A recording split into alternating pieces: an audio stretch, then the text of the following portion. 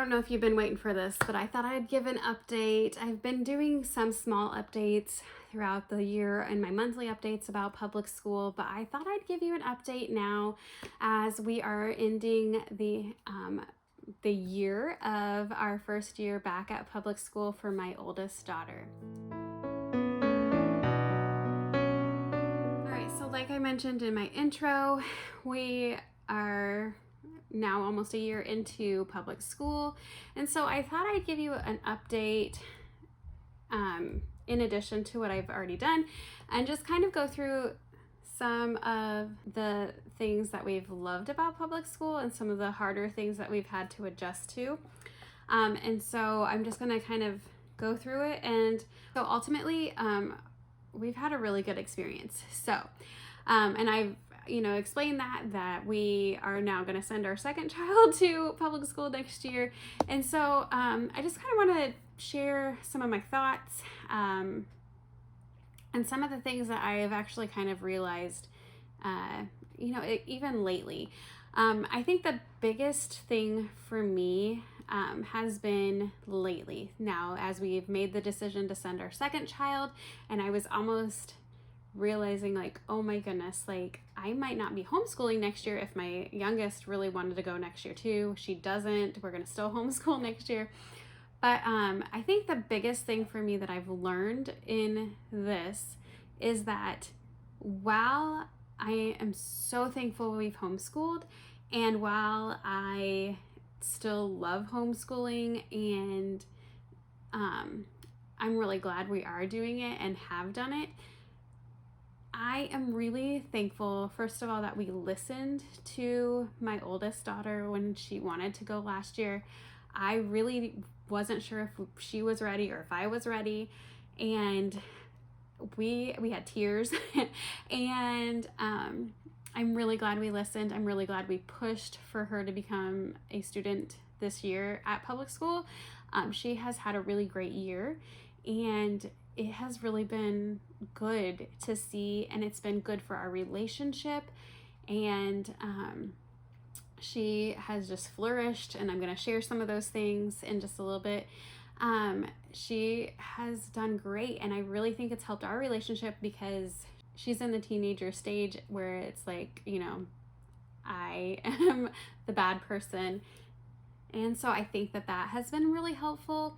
And now, as we've been talking about our second child going, and then making those like, oh, this is going to really affect me more, I've come to the realization that I can't always just put my stock in being a homeschool parent. And I think that selfishly, like, I want to just keep homeschooling because it's my identity now. I have a YouTube channel all about homeschooling, but what is best for what I think is best sometimes is not necessarily what's best for my children.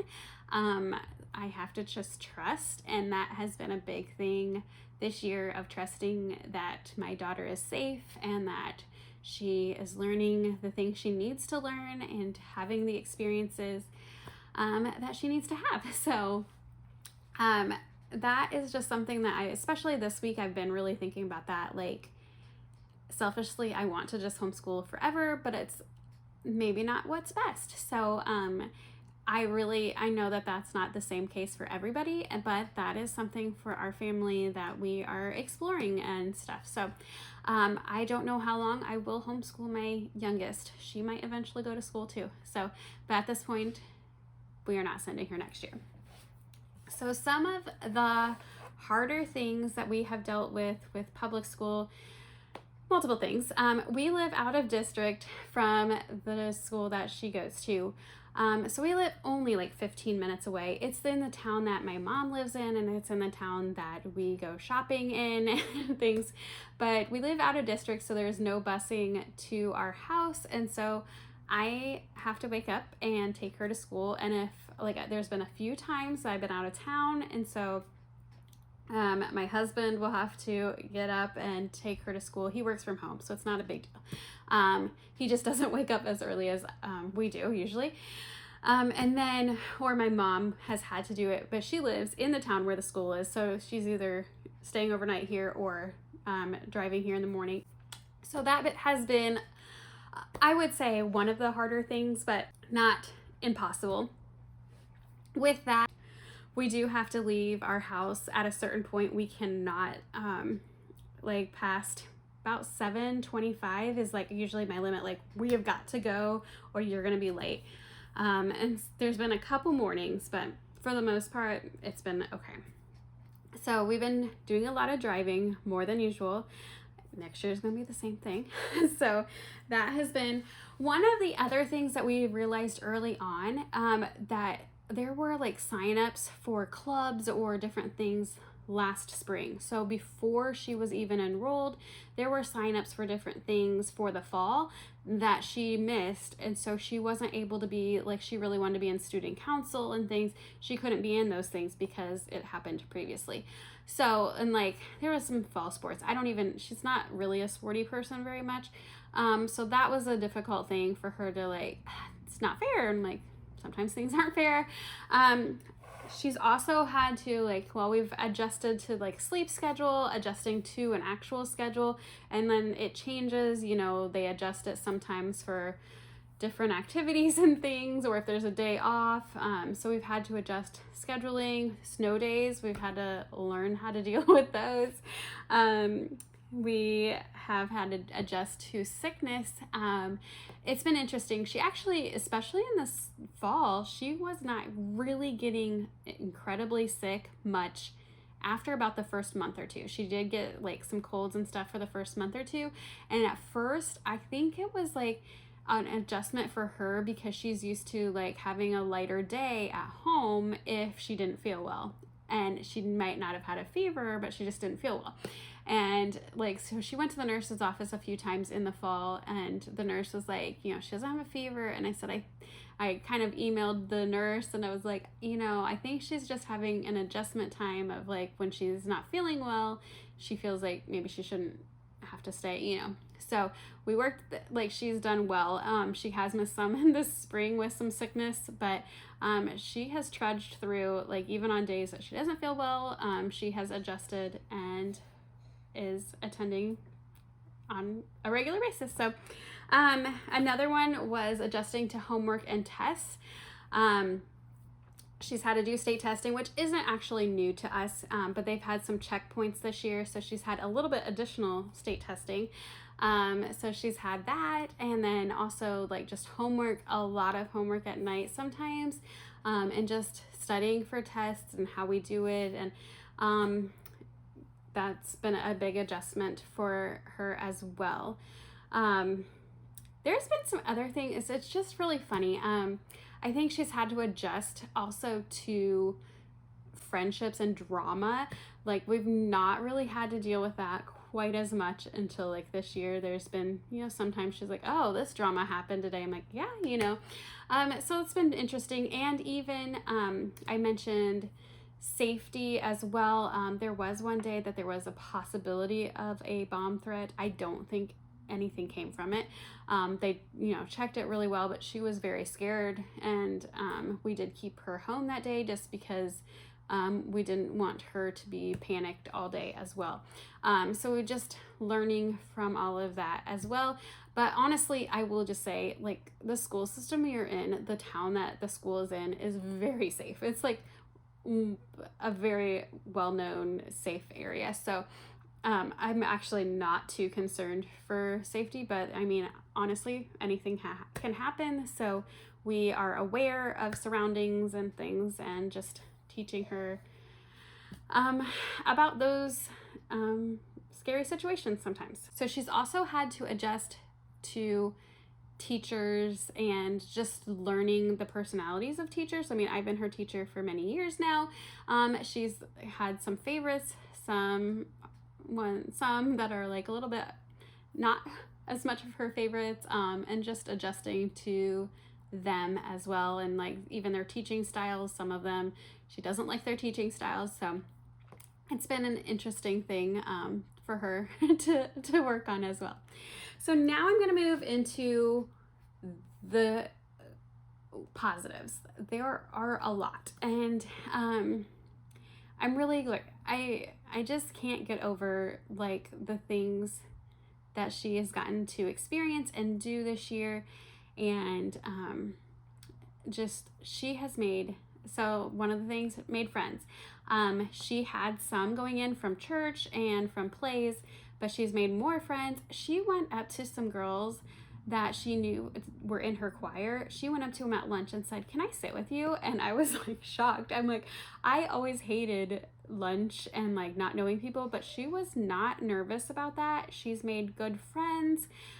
She's had like sleepovers and things with some of them, and gotten to know them throughout the year. And she has had such a great year. Like, she is sad that 8th grade is ending, whereas many of her friends are very happy because they're excited to go to high school, where she is not, because she has had such a great year and feels a little gypped that she only had 1 year in middle school.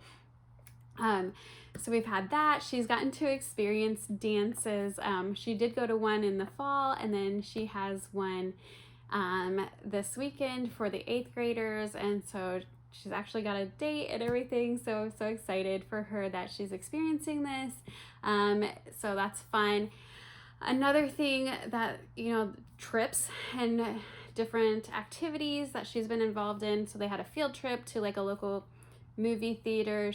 That was a fun little field trip for her.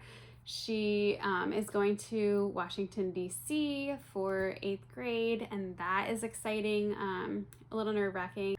She's also going to go to a local theme park with her choir, and they're competing, plus they're hanging out. So that is, I'm learning a lot of trust in that because we're not going on those trips, but I'm just, trusting the system with those things. So she's had a lot of great opportunities with that. She's in choir. She was in their fall play, and then she was also in like solo and ensemble and did really well with that. So she's really enjoyed that experience. Another positive thing has been she's been in an art class, and honestly for 8th grade, they, for 6th and 7th grade, they like let them rotate in and out of those classes. And so, all of those grades get to be in art for a little bit. Well, for her, she could choose to rotate to different classes, but art was not one of them. But art could be one that she chooses to like take all year.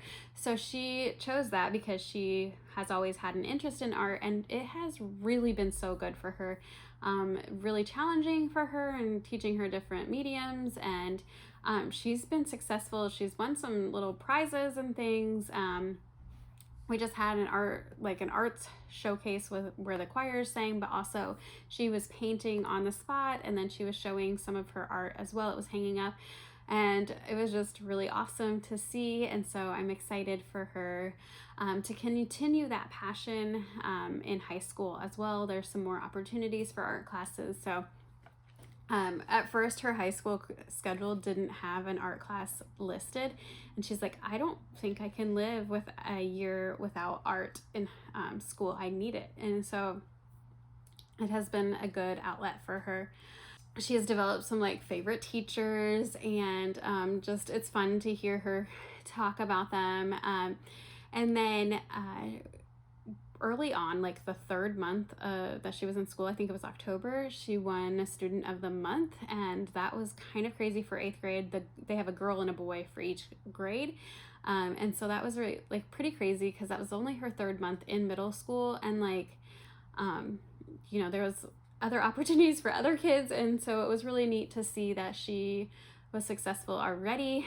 And then in the spring, she has continued to make straight A's all year, which is so crazy to me. She has been challenged. I will say some of her tests were not all straight A's, but they, the grade averaged out to an A.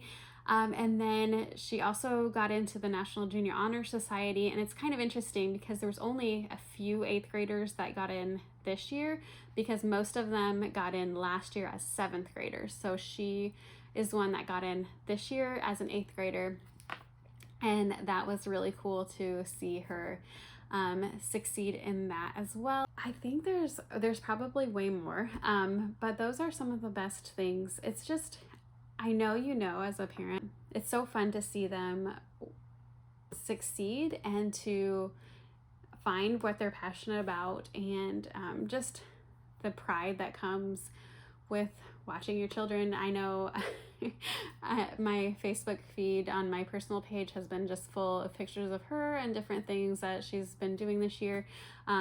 She's had a full schedule and lots of things going on, but it's just been really fun to just watch her grow this year, especially in her 8th grade year.